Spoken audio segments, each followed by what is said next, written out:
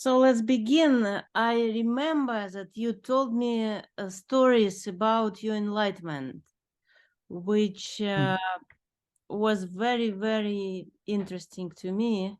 A little bit about you, and then the story about how you get this experience of enlightenment. Okay, my name is Zoarom Maliniakom. I'm 66 already, married, and I have 4 sons. And I was born in 1957 in a kibbuce, Beit Zera. It's like the house of the seeds that are in the ground. My mother is still living there. She is already 94. Her grandfather and mother were coming to Israel in 1927, 25 even, and were the founders of this kibbutz. My father was born in Poland, in Lodz. He came to Israel after the World War II and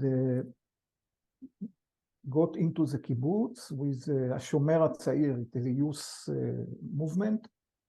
And I was, as a child, in a kibbutz.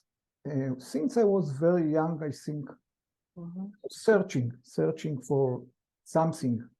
I didn't know what exactly was this something, but something was not okay in my inner life. Outside people didn't see it. I was studying and all the things, but something was looking for another state.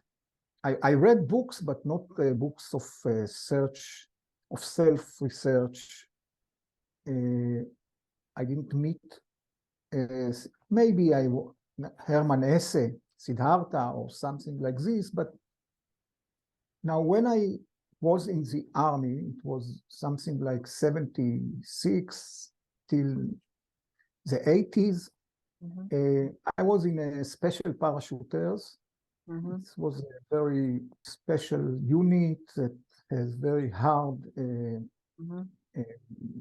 training. And in that time, there were times where I was very stressed. We had a special training that we were trained to simulate a state of prison. If you fall in prison with the Arab troops, the Arab army, so how you act, what you tell, what you don't tell, and all these things. Now, it was a training, it was not something real, but I knew that all along the training, I would have to be with a black, I don't know how you call it in English, on my face, on all my head. And of course, my arms were. Now I was, since I was kid, I had a claustrophobia. I was afraid very much from closed places, from drowning in water. If stop my breeze, I was really anxious from this. I worried a lot from this experience. I thought that maybe I would be in hysteric situation when someone will put on me this bag, and it was for some days, it not for 1 hour or 2, but something a little bit long. And I say it's a remembrance. I don't have direct connection with what was really in this minute, but I remember a reflection of reflection. So what happened that I was after 24 hours walking with I don't know how you call it, a carrier with someone that is lying on it, and a very hard journey. And it started, and the people that simulate the Arab troops went on us, and they put on my head black bag. And what I remember is a huge frightening, huge frightening, that I almost wanted to jump out of this and say, I'm stopping. I don't want to keep on this. It was after 2 years in the army. I knew that it's a very important one. If I would not cross it, and etc., etc. But in a minute, it transformed. I mean, I could say, stop, I don't want to keep on going. I didn't. I don't. 1 minute, in very short time, it transformed to a great energy, peace, and love. I say love, but something was, I felt a space. Suddenly, it didn't care for me what they do to me. They hit me, and it was not a buzzer that this thing was on my head. It was with me for some days, maybe 2 or 3 days training. Now, it was a shock for me. I didn't read about these things before. I didn't know that something like this can happen. And after it happened, I told it nobody. I didn't tell it to anybody. I thought that if I will tell, people will laugh at me. It was not, they will not understand what I'm talking. And after some days, my regular situation went back with all my intellect power to go back to the feeling that I had in those moments, because it was so lively and so full of love, full of like everything seemed good. When I tried to follow the steps that happened, it was awful.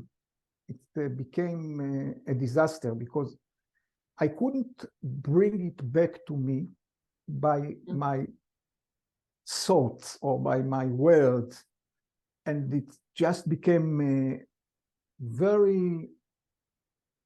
it's put me in a very bad situation. All these efforts to bring it back, it did remain in me, the taste of it, but not how to come to it. I don't know, even now, I don't know how to do it. In the army, I had another time that I had something similar to this later. Not exactly, but on the same footing.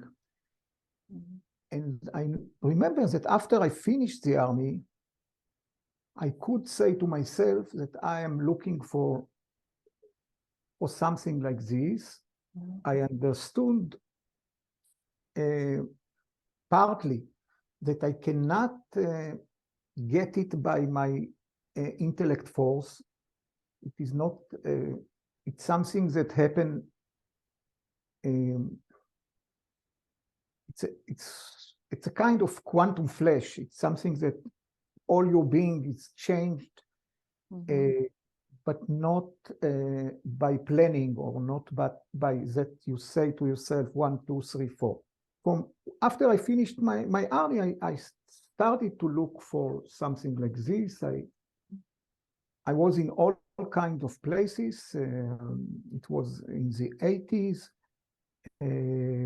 I worked for some years in building construction, building, plastering. I was a plasterer, and I was living in a community, in little community. I entered to a group that her name was the self-learning of human being. It was said there that no one can be a teacher of one, and to lead him to the place, to the enlightenment, or to the place of transformation. You can be your only teacher. You need a group of people that are hungry for such a thing, that they will search together. And I enter to such a group that the master of this group, the guru, I don't know how, the organizer was Yosef Safra, an Israeli person, very talented, very brilliant, and a lot of things that are not so good. And I was in that group for something like 10 years, from 82, 83 till 93. The first years were in Jerusalem, and there we had a group that made a lot of self exploration. We did all kind of trials that he suggested to do, to go outside your habits. For example, to go with a plaster on your hand, even you have nothing, and if someone asks you what you have, you say nothing. Or to come to the road and offer an old woman to cross the road, to go a whole day with a tie, or to be a beggar for a day. All kinds of things that were very weird in my eyes, to try to follow my inner reactions in that situation and to write it down. I was reading Gurdjieff books and Ospansky, and I saw there a lot of similar things that they were doing, something like to go out of your regular behavior, to shake it, to make a shock, but little shock, not something all the time. It was said you are not intended to go for results. You only try to see oneself, to see yourself, to see what happens, and to start to understand the implicate order of your being, that most of the people are not aware of it. The mechanic human being is not aware of what is really happening in his life. And you have to start from yourself. You cannot start from changing outside world, because then you are blind. You don't see your reactions clearly, your feelings clearly. You are all the time oriented outside and not inside. And this for me was a shock. All this meeting with, let's say, meeting with remarkable people, with all this philosophy, with all this attitude to life. It was not what I was being raised as a young people, and in the beginning I rejected. After that, I was after it like I got a very precious diamond. Now, all these years in the 80s, we were in Jerusalem making all these experiments, self-experiments, and we were gathering once, twice a week and talking about the things. For me, it was, and it put the experience I had in the army in a much more broader perspective. In 1989, all this group, or not all this group, but most of the people, some people left, but the majority of this group, with Yosef Safra, we went to build a school. We called it a school for for human beings, for grown-up people, that we can prepare conditions for self-transformation. We cannot make this transformation by intention, but we can prepare ourselves that this transformation can happen. One of the conditions is not to be in the regular life and to think in all economic and the survival and all these things and the family, and watch yourself very carefully. I went there with my wife. We had two sons. The first son of Neot Smaдар, this is a place that we were going to, is my bigger son, Alel. And we were there 4 years. Very, very intensive years, very interesting. Sometimes hard, very hard. In Jerusalem, everyone was concentrated in his own investigations. We were meeting together, but everyone had his house, his family, his work. When we came to Neot Smaдар, we became a community, a very intensive community with very, very hard physical work. We worked a lot of hours in building houses, in agriculture, in milking goats, and a lot of things. I learned there a lot of things on myself. On the other hand, the presence of Joseph Safra was very, very, it was not easy for me. When you came to this place, you said you had to sign that in this place, you are not deciding. You are not the decider of yourself, of your life. Now, nobody asked me to jump from from a rock, but replaced homes.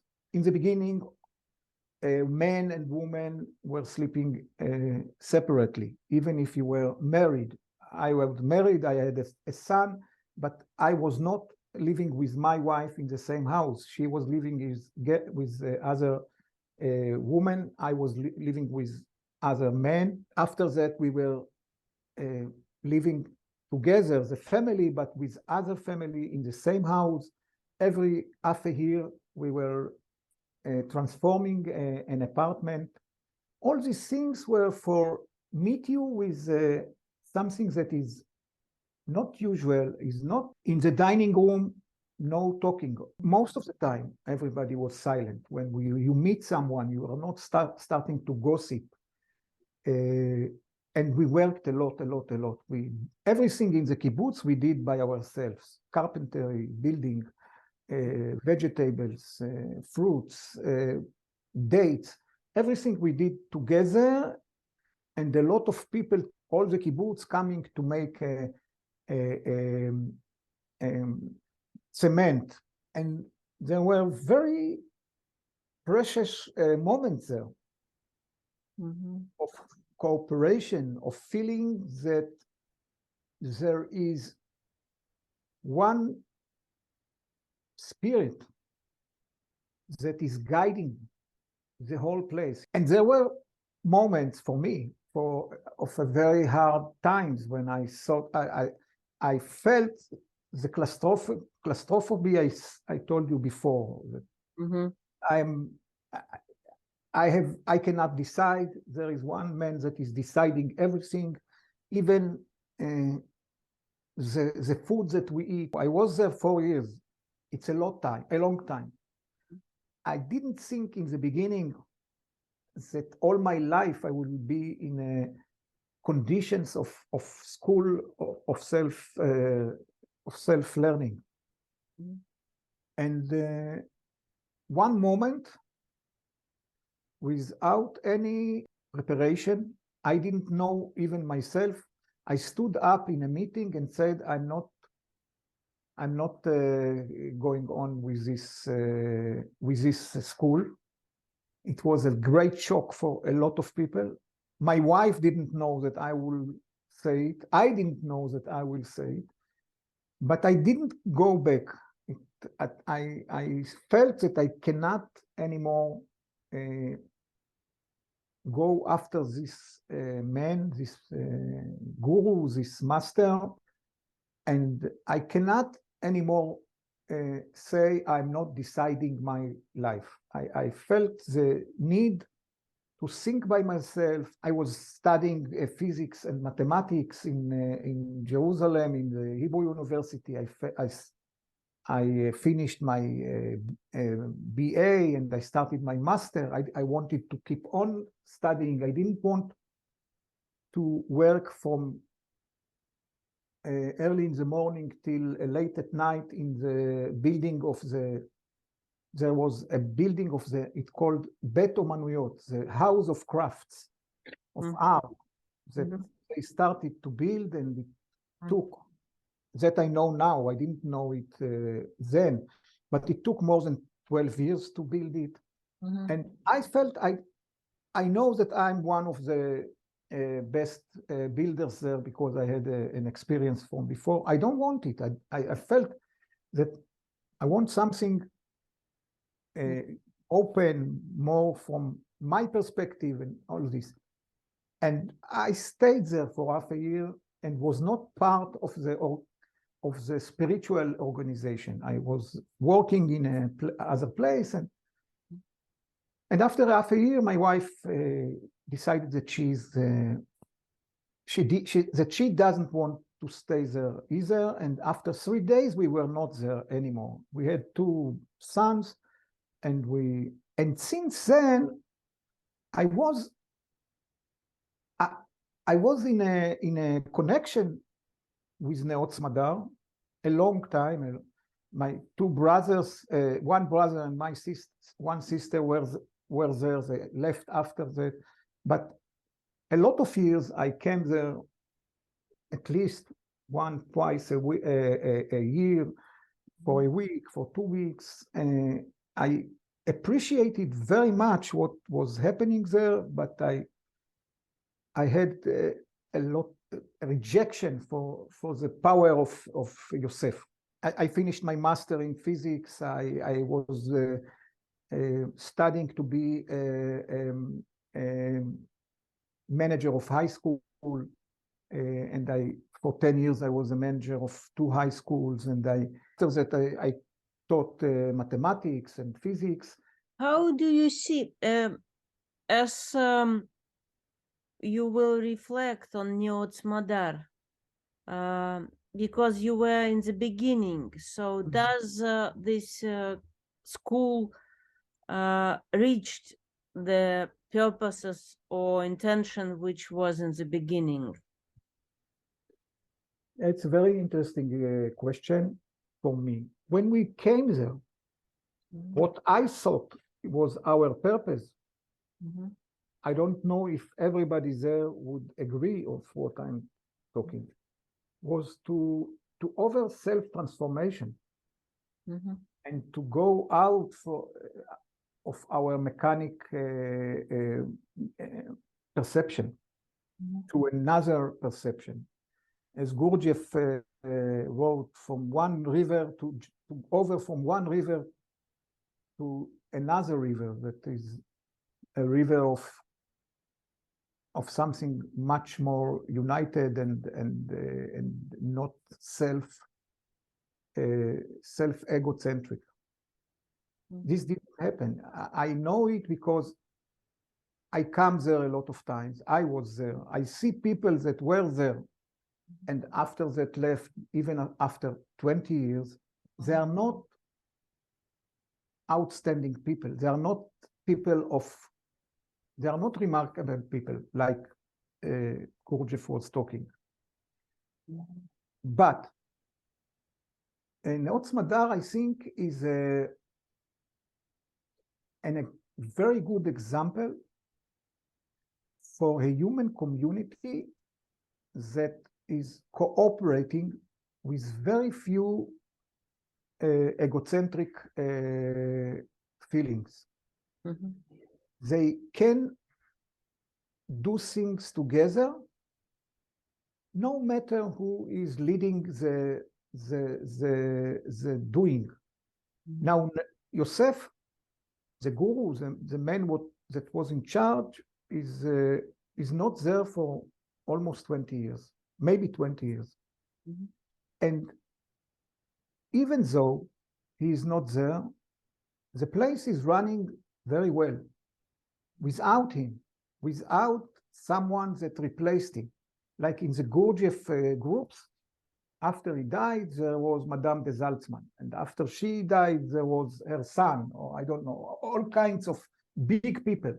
But in Neot Smader, it's not like this. There are no big people that are leading the place, but there are people that are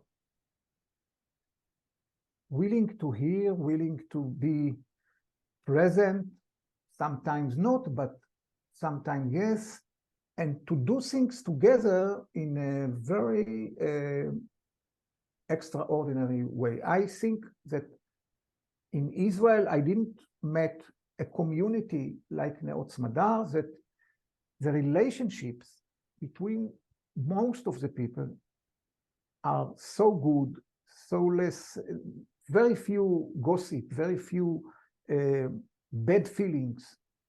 I think Yosef, in a way, succeeded.